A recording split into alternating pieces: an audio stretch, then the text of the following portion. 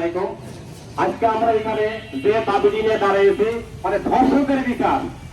আমরা এই বাংলাদেশে একজন মুসলিম হয়ে যদি এইভাবে রাস্তাঘাটে ধর্ষকের বিচারটা দাঁড়াইতে হয়, কেমনও হতে পারে আজকে রামিসা দর্শিত হয়েছে, কাল আমার আপনার মেয়ে হতে পারে, আমার আপনার বোন হতে পারে দর্শিত।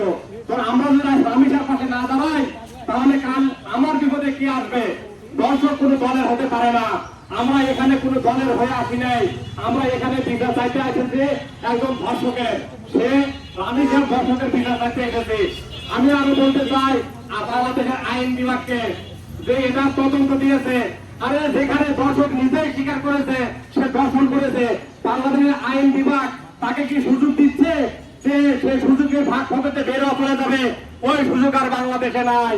বাংলাদেশের সরজমিনে দর্শকের বিচার করতে হবে, এটাই আমাদের দাবি।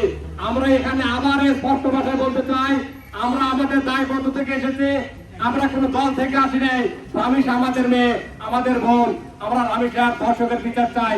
আবারও বলতে চাই, দর্শক কোনো দলের হতে পারে না, যে দলেরই হোক দর্শক কোনো দলের হতে পারে না। আবারও বলতে চাই, আমি আমার বলিষ্ঠ কণ্ঠস্বরে বলতে চাই, এই বাংলার জমিনে দর্শকের বিচার প্রকাশ্যে না হওয়া পর্যন্ত আমরা এই মাঠ কখনো ছাড়বো না, ছাড়বো না, ছাড়বো না।